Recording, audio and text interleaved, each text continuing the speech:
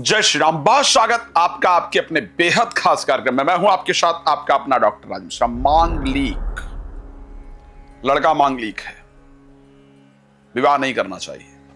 लड़की मांगलिक है, विवाह नहीं करना चाहिए। डेथ हो जाती है मांगलिक होने पर, नहीं करना चाहिए। क्यों सोनम ने राजा को मरवा दिया? क्योंकि वो मांगलिक था। मांगलिक दोष दूर करने के लिए ये बहुत सारी भ्रांतियां समाज के अंदर फैली। आखिर क्या है मांगलिक, और क्या एक्चुअल में मांगलिक की शादी मांगलिक से ही होना चाहिए? क्या नॉन मांगलिक के साथ शादी नहीं हो सकती है? और नॉन मांगलिक के साथ शादी हो जाने पर क्या डेथ हो जाती है? बहुत विडंबना है मुझे लगता है। अगर ब्रह्मा जी ने मेरी मृत्यु, हम मानते हैं, सारे लोग मानते हैं कि जन्म और मरण, हानि लाभ जीवन मरण जस अब जस विधियात, हानि होना, लाभ होना, जन्म लेना, मृत्यु को प्रदान करना, ये ब्रह्मा जी ने लिखा है, परमात्मा ने लिखा है। तो जब पहले ही वर्णन है तो किसी के साथ शादी होने से किसी की मृत्यु कैसे हो सकती है? इन सभी विषयों पर आज विस्तार से चर्चा करूंगा। मैं हूं आपके साथ आपका अपना आचार्य राज मिश्रा। लेकिन सबसे पहले आपको एक बात की जानकारी दे देता हूं कि यदि आप श्री राम कथा, श्रीमद् भागवत कथा, श्री शिव महापुराण की कथा संगीत में मेरे द्वारा कराना चाहते हैं तो आप संपर्क कर सकते हैं। उसके लिए आगामी जो कथाएं हैं उसमें दिल्ली में कुछ कथाएं हैं, फिर उत्तर प्रदेश में कथाएं हैं और हिमाचल प्रदेश के अंतर्गत कथाएं हैं जिनमें मुझे जाना है। जो कथा मेरे द्वारा होगी, अगर आप भी अपने क्षेत्र में चाहते हैं कथा कराना और चाहते हैं साथ साथ ज्योतिषीय लाभ भी प्राप्त हो तो मुझे संपर्क कर सकते हैं। आज मैं मांगलिक जन्म पत्रिकाओं पर पूरा विस्तार से आपको जानकारी दूंगा। मैं ये निश्चित कह सकता हूं कि ये जानकारी आपने अभी तक सोशल मीडिया या टीवी चैनल्स पर नहीं देखी होगी। बहुत क्लियर बता रहा हूं, ये जानकारी आपने सोशल मीडिया या टीवी चैनल पर नहीं देखी होगी। और आज मांगलिक को लेकर के जितनी भी दुविधा आपके मन में है, जितनी भ्रांति आपके मन में है, जितना डर आपके मन में है, उस सभी डर, सभी भ्रांति, सभी दुविधा को आज मैं बाहर निकालूंगा। और एक बात और बता रहा हूं, आप जनरली मुझे किताब रख के सामने रखे हुए नहीं देखते हैं। आज मैंने किताब रख रखा है सामने। क्यों रख रखा है? और ये किताब कोई सिंपल किताब नहीं है। गीता प्रेस गोरखपुर द्वारा ज्योतिष अंक छपा हुआ किताब है, जिसमें कि भारत के जो अति विशिष्ट सुप्रसिद्ध ज्योतिषी रहे हैं, जो ज्योतिष में महारत माने जाने, आजकल वाले ज्योतिषी, सोशल मीडिया वाले ज्योतिषी नहीं, 3 महीने ज्योतिष पढ़ लेने के बाद बनने वाले ज्योतिषी नहीं, जिन्होंने एक्चुअल ज्योतिष हासिल किया है, उनकी राय क्या कहती है, मेरी राय क्या कहती है, ऋषि पाराशर क्या कहते हैं मांगलिक को लेकर के, इन सभी विषयों पर विस्तार से जानकारी दूंगा। और एक बात कह सकता हूं, इस जानकारी को प्राप्त करने के बाद आपकी आंखें खुल जाएंगी, मांगलिक से जो भ्रांति है उतर जाएगी। लोगों ने कहा सोनम ने राजा की हत्या कर दी साहब क्योंकि वो मांगलिक था।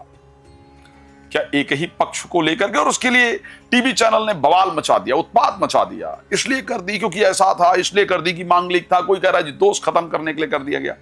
आज मेरे पास 2 और चार्ट भी है। देखो सोनम, ये राजा का चार्ट मेरे पास है और ये मेरे पास सोनम का चार्ट है। वो दोनों चार्ट है, इस पर भी बात करूंगा।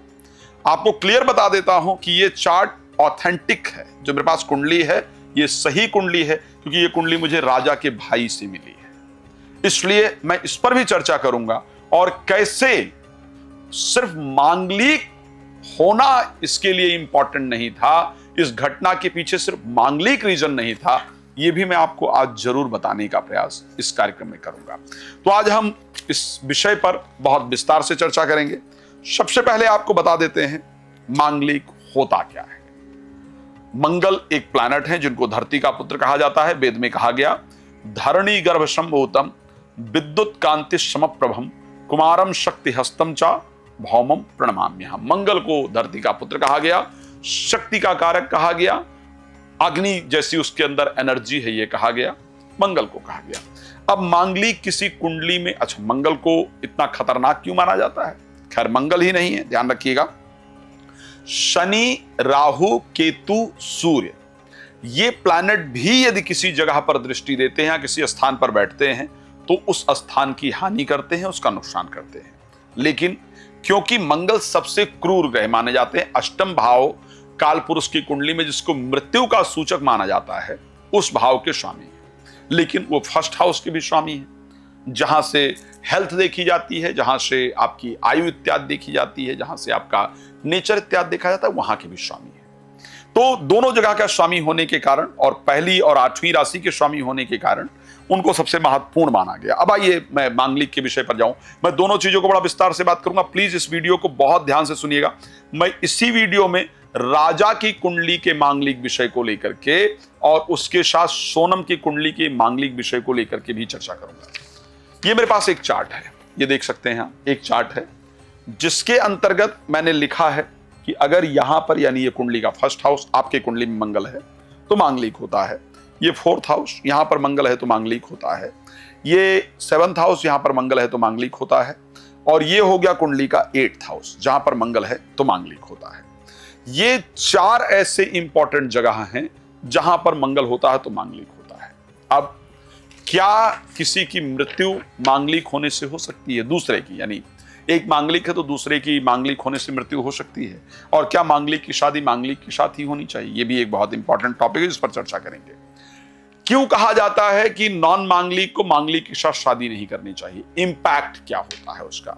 सबसे पहले, अगर फर्स्ट हाउस में मंगल हो, यानी यहां पर अगर मंगल हो, इस जगह पर, ये पहला घर है, ध्यान रखिएगा, अगर यहां पर मंगल होता है, और एक श्लोक भी है, लग्ने व्यये चापाताले जामित्रे चाष्ट में कुजे कन्या भारत विनाशाय भरता पत्नी विनाशकृत, यदि मांगलिक हो, ये श्लोक कह रहा है, बता रहा हूं मैं।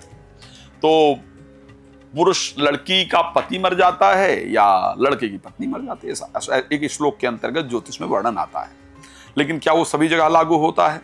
इस पर एक बहुत सुंदर लेख भी है, उस पर बात भी करेंगे। कहा गया कि यदि किसी के फर्स्ट हाउस में मंगल हो, यहां पर फर्स्ट हाउस में मंगल हो, और वो भी वृष और तुला का हो, यानी शुक्र के घर का अगर मंगल होता है तो ही वो प्रभावकारी होता है। अगर फर्स्ट हाउस में मंगल है यहां पर और वृष राशि का है या तुला राशि का है, तो ऐसी परिस्थिति में मंगल प्रभावकारी होता है, वो नुकसान देता है। प्रभाव क्या होता है? इस व्यक्ति का स्वभाव जिद्दी हो जाता है, क्रोधी हो जाता है, झगड़ालू हो जाता है। कोई मृत्यु नहीं होती दूसरे की, इसको ध्यान रखना, बिल्कुल ध्यान से इस विषय को मेरे सोच लेना। कोई मृत्यु नहीं होती है। अगर ऐसा मंगल है तो झगड़ालू हो जाता है, क्रोधी हो जाता है, जिद्दी हो जाता है। रीजन ये है, किसी जिद्दी व्यक्ति के साथ, क्रोधी व्यक्ति के साथ, झगड़ालू व्यक्ति के साथ जीवन व्यतीत करना बहुत मुश्किल होता है। इसलिए जनरली कहा जाता है कि इसके साथ विवाह न करें। लेकिन अब एक दूसरा प्रश्न उठ जाता है कि एक का स्वभाव ऐसा है, दूसरे के भी मंगल ऐसा हुआ, उसका स्वभाव भी ऐसा होगा, तब तो रिश्ता बिल्कुल नहीं चल पाएगा।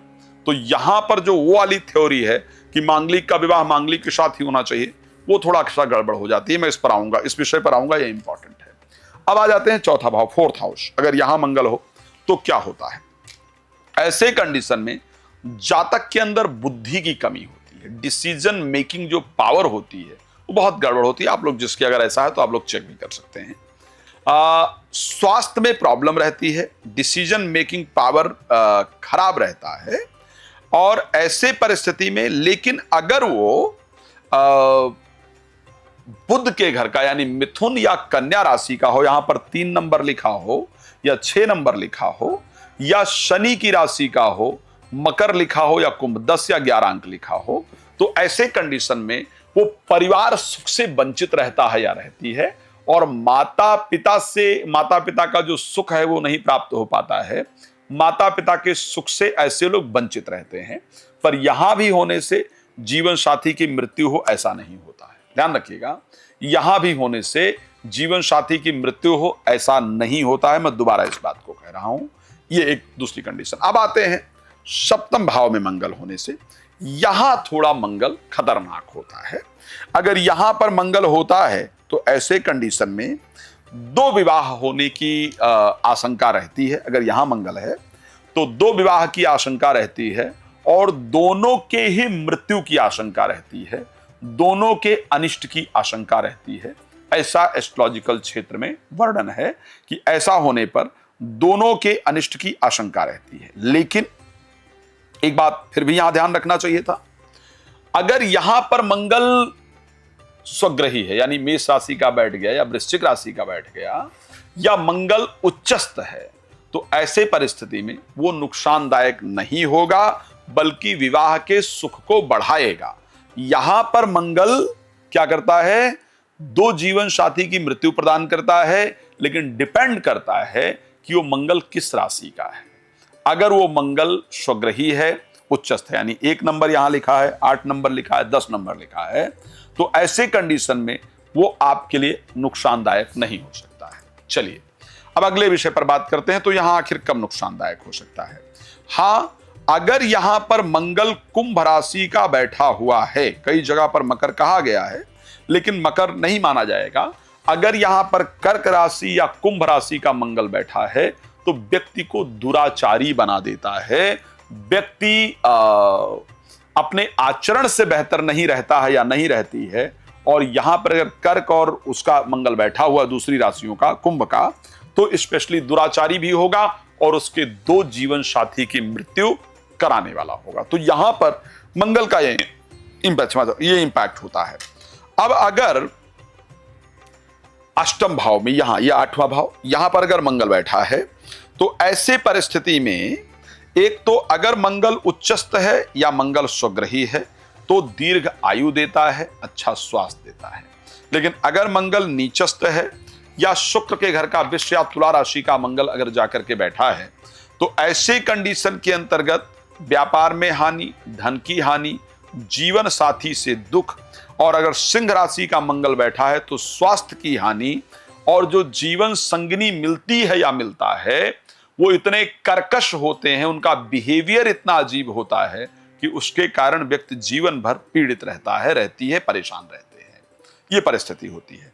अब आते हैं द्वादश भाव में मंगल, ये 12th हाउस, यहां मंगल, ये एक्चुअल में आफ्टर मैरिज सैया सुख, विस्तर सुख, फिजिकल रिलेशन का जो हैप्पीनेस है उसको दर्शाता है, ध्यान रखिएगा। अगर 12th हाउस में अब यहां अगर मंगल बैठा है तो ऐसे कंडीशन में मृत्यु नहीं होती। मैं दोबारा बता रहा हूं, मृत्यु नहीं होती है। मृत्यु सिर्फ यहीं का मंगल दे सकता है, और वो भी अगर उच्चस्थ नहीं है, स्वराशि का नहीं है, तब दे सकता है। अब अगर यहां पर मंगल को जाकर के देखा जाए तो यहां ऐसे कंडीशन में मंगल जब बैठेगा तो फिर आपके मैरिड लाइफ में असंतुष्टि प्रदान करेगा। आपका जो वैवाहिक जीवन है वो असंतोषजनक रहेगा, उसमें संतोष की परिस्थितियां नहीं होंगी। अगर यहां धन विद्या की कमी करेगा, उच्च का मंगल होगा तो लोभी बनाएगा। 10 नंबर का अगर बैठा होगा, 10 नंबर यहां पर हो तो व्यक्ति लोभी हो जाता है। और अगर 4 नंबर लिखा हो यहां पर तो वो दुष्कर्म करने वाला, नीच प्रवृत्ति वाला, इस प्रकार का व्यक्ति बन जाता है। अगर यहां पर सिंह राशि का हो तो ऐसे कंडीशन में राजदंड से धन का नुकसान होता है।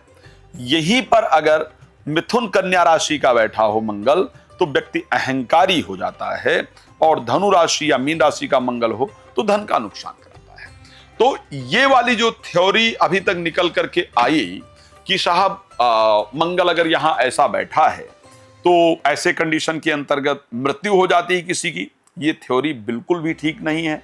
ये थ्योरी सिर्फ 7th हाउस के मंगल पर फिट बैठती है, वो भी अगर मंगल स्वग्रही नहीं है, नीचस्थ नहीं है तो। अभी और बड़ा विषय है। अब मैं और बताऊंगा आपको कि मांगलिक की मैरिज मांगलिक के साथ क्यों नहीं होना चाहिए, या अगर मांगलिक की मैरिज डबल मांगलिक, ट्रिपल मांगलिक क्या होता है, और क्या एक के मांगलिक होने पर दूसरा मांगलिक ना हो तो मैरिज हो सकती है। इस विषय पर मैं विस्तार से आऊं, उससे पहले मैं उस थ्योरी पर आना चाहता हूं जिसमें राजा और सोनम वाली कहानी है कि भाई क्यों राजा ने आके, सोनम ने क्यों राजा का मर्डर कर दिया। क्या उसके पीछे मंगल का राज है, क्या मंगल का इंपैक्ट है? तो मेरे पास, मैंने कहा था, ये दोनों कुंडलियां हैं। सबसे पहले कुंडली मैच कराते वक्त बहुत जरूरी है, इसको ध्यान रखना। अब मैं जब इस कुंडली पर आता हूं तो ये मेरे पास सोनम की कुंडली है। 28 अगस्त सन 2000 शाम को 6:05 पर इंदौर मध्य प्रदेश में इनका जन्म हुआ है। मकर लग्न के अंतर्गत जन्म हुआ है और मेष राशि में जन्म हुआ। ये चार्ट मेरे सामने है। मैंने कहा कि ये राजा के भाई से मिला हुआ चार्ट है, इसलिए मैं इसको डिनाई नहीं कर सकता है, ऑथेंटिक चार्ट है। हाँ, सोनम मांगलिक है, 7th हाउस के अंतर्गत मंगल है। मैंने अभी जब प्रेडिक्शन किया था तो मैंने एक शब्द कहा था कि यदि 7th हाउस में कर्क राशि का मंगल हो तो व्यक्ति को दुराचारी बना देता है। और सोनम के केस में आपने यही देखा, सोनम ने दुराचार किया, दूसरे के साथ रिलेशन उसका था, जो एक रीजन बना। दूसरी चीज, अब क्या एक मंगल ही रिस्पॉन्सिबल है सब चीज के लिए? नहीं, अकेले मंगल इन सब चीजों के लिए रिस्पॉन्सिबल नहीं हो सकता। अकेला मंगल अगर यहां होता भी तो यह घटना नहीं हो सकती थी, दुराचारी हो सकती थी, आचरण खराब हो सकता था, लेकिन ऐसा करती उसकी पॉसिबिलिटी नहीं थी। उसके लिए कौन रिस्पॉन्सिबल था? इस कुंडली में चर लग्न में जन्म होना, मैंने कई सारे टीवी चैनल्स पर इसको लेकर कहा है। चर लग्न में जन्म हुआ, जिस कारण उसको इंतजार करने की आदत नहीं थी। मुझे नहीं लगता कि उस ज्योतिषी ने ढंग से कुंडली मिलाई जिसने उसको देखा था। लग्न का स्वामी पंचम भाव में शनि आकर बैठा है, यानी ये लड़की किसी के साथ प्रेम संबंध में है। ओके, ये लड़की किसी के साथ प्रेम संबंध में है, तो क्या प्रेम संबंध में होकर किसी का मर्डर भी कर सकती है? यस, क्योंकि पंचम भाव का स्वामी अष्टम भाव में आकर के बैठा है, यानी प्रेम संबंध में रह करके ये लड़की किसी का मर्डर, प्रेमी के कारण किसी का मर्डर भी करवा सकती है या स्वयं भी कर सकती है, इस प्रकार की कंडीशन थी। तो मैं अगर कहूं इसकी कुंडली में कि सिर्फ मंगल रिस्पॉन्सिबल प्लैनेट है, बिल्कुल नहीं। मंगल ने स्वभाव को इस प्रकार बनाया, लेकिन बाकी प्लैनेट के इन्वॉल्वमेंट के कारण वो इस लेवल तक जाकर के पहुंची। इस पर यह कह देना कि सिर्फ इसके कुंडली में मांगलिक थी इसलिए ऐसा हो गया, मुझे लगता है ये रॉन्ग प्रेडिक्शन जो लोग कर रहे हैं, ये गलत है, ज्योतिष के लिए गलत है, ये कंडीशन थी। अब राजा की कुंडली में आते हैं। भाई मांगलिक तो राजा भी था, है ना? अगर हम राजा की कुंडली उठा करके देखें और मांगलिक की शादी मांगलिक के साथ होनी चाहिए, तो यहां तो ये भी थ्योरी बेकार हो गई। दोनों मांगलिक थे, फिर भी मृत्यु हो गई। राजा का मंगल अष्टम भाव में बैठा हुआ है और राजा की डेट ऑफ बर्थ है 21 सितंबर 1995। तो आखिर राजा भी मांगलिक, सोनम भी मांगलिक, फिर भी एक की मृत्यु हो गई, आखिर ऐसा क्यों? राजा की कुंडली जो हम उठा करके देखते हैं तो शुक्र, जो कि किसी भी पुरुष के लिए मैरिड लाइफ का सबसे इंपॉर्टेंट कारक प्लैनेट है। वीनस का अच्छा होना या बुरा होना किसी के वैवाहिक जीवन के लिए बहुत इंपॉर्टेंट होता है। शुक्र का राजा की कुंडली में नीचस्थ होना इस बात को दर्शाता है कि जो जीवन संगिनी होगी उसका सुख नहीं प्राप्त होगा, वो नीचस्थ प्रवृत्ति की होगी। 7th हाउस में, क्योंकि नीचस्थ इसलिए कह रहा हूं। अब दूसरा अगर उठा करके देखें, राजा की कुंडली के अंतर्गत छठा भाव जो कि शत्रु का भाव है, उसका स्वामी सूर्य 7th हाउस में बैठा रहता है, यानी जीवन संगिनी दुश्मन होगी, जीवन संगिनी शत्रु होगी, दुश्मन होगी। फिर अष्टम भाव का स्वामी सप्तम भाव में आकर के नीचस्थ होकर के बैठता है, यानी मृत्यु का कारण जीवन संगिनी बनेगी और वो इतने नीचस्थ विचार वाली होगी कि जिसकी हद नहीं है। वो मृत्यु का एक इंपॉर्टेंट रीजन बनेगी, एक इंपॉर्टेंट कारण बनेगी। तो सिर्फ मैं राजा की कुंडली में भी मंगल को एक रिस्पॉन्सिबल प्लैनेट मान लूं, मुझे लगता है ये बिल्कुल गलत है। इन दोनों कुंडलियों में मांगलिक दोष को एक इंपॉर्टेंट रीजन मान लेना मेरे दृष्टि से बहुत गलत है। दोनों कुंडलियों में अदर जो योग हैं वो विद्यमान थे, जिस कारण से इस प्रकार की कंडीशन हुई। चलिए अब आगे चलते हैं। आगे चल करके इस पर प्रयास करते हैं बात करने का कि साहब, और जो परिस्थिति, हमने मंगल को लेकर के चर्चाएं कर ली, और अगर मांगलिक है तो क्या नॉन मांगलिक के साथ उसकी शादी हो सकती है कुंडली मिलाने पर? हां, हो सकती है। एक बड़ा सुंदर श्लोक आया, अगर हम मांगलिक को लेकर के देखें, अजय लग्ने व्यय चापे पाताले वृश्चिके स्थिते बृखे जाए घटे रंध्रे भौम दोष विनाशकृत। अजय लग्ने, मेष राशि का लग्न में मंगल हो तो नॉन मांगलिक के साथ मैरिज हो सकती है। धनु राशि का मंगल 12th हाउस में हो तो नॉन मांगलिक के साथ मैरिज हो सकती है। वृष राशि का मंगल 7th हाउस में हो तो नॉन मांगलिक के साथ मैरिज हो सकती है। वृश्चिक राशि का मंगल 4th भाव में हो तो नॉन मांगलिक के साथ मैरिज हो सकती है। अगर बृखे जाए घटे रंध्रे, कुंभ राशि का मंगल अगर अष्टम भाव में हो तो नॉन मांगलिक के साथ मैरिज हो सकती है। तो अगर आप मांगलिक हैं, आपकी शादी, आपके घर में कोई मांगलिक है, आपकी शादी मांगलिक के साथ ही हो, ऐसा योग नहीं है। ये जो मैंने कुछ योग बनाया इस पर। अब दूसरा पॉइंट क्या है, अगर आप जिससे आपका विवाह हो रहा है उसके साथ आपका गुण 27 या उससे ऊपर मिल रहा है और दोनों में से एक मांगलिक नहीं है, तो भी मैरिज की जा सकती है, मैरिज हो सकती है। अब ये भी नहीं हो रहा है, गुण भी कम मिल रहे हैं। अगर आपकी कुंडली में लग्न में उच्चस्थ बृहस्पति है, ठीक है, लग्न में गुरु उच्च का है, तो ऐसे कंडीशन में अमांगलिक जातक से विवाह हो सकता है। यदि शनि केंद्र में 1, 4, 7, 8 और 12 भाव में हो और दूसरी जन्म पत्रिका में इन्हीं स्थानों में से किसी में मंगल बैठा है तो विवाह हो सकता है। यानी जिस स्थान पे मंगल बैठा है अपोजिट कुंडली में उसी स्थान पर अगर शनि बैठे हैं तो विवाह हो सकता है। जिस स्थान पर मंगल बैठा है अपोजिट कुंडली में उसी स्थान में बृहस्पति बैठे हैं तो मैरिज हो सकता है। जिस स्थान पे मंगल बैठे हैं अपोजिट कुंडली में उसी स्थान में राहु बैठे हैं तो विवाह हो सकता है। जिस स्थान में मंगल बैठे हैं अपोजिट कुंडली में उसी स्थान पर सूर्य बैठे हैं तो विवाह हो सकता है। तो ये वो तरीके हैं जहां विवाह हो सकता है। और आपको बता देता हूं विवाह को लेकर के, अगर आपकी कुंडली में जिस भाव में मंगल बैठे हैं उस भाव का स्वामी उच्चस्थ है, स्वग्रही है या उस भाव पर दृष्टि दे रहा है तो नॉन मांगलिक के साथ आपकी मैरिज हो सकती है।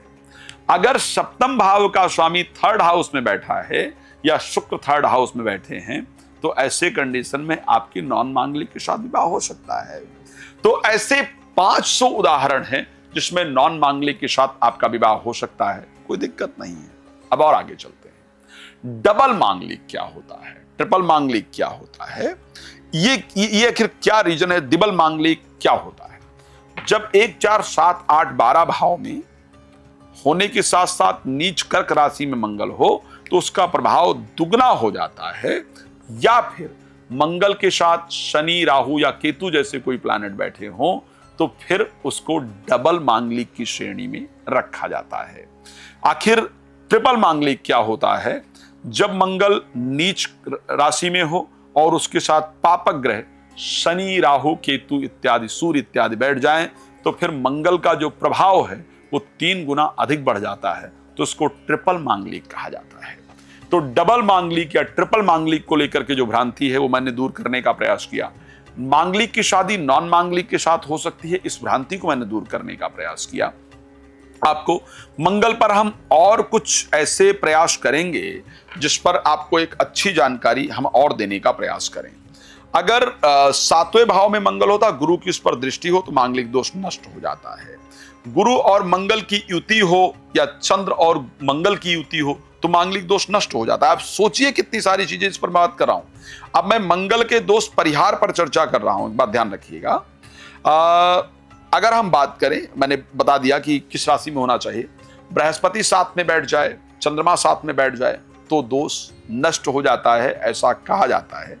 एक की कुंडली में वहां पर शनि है, दूसरे मंगल है, दूसरी कुंडली में शनि इत्यादि हैं तो भी जो दोष है वो नष्ट हो जाता है।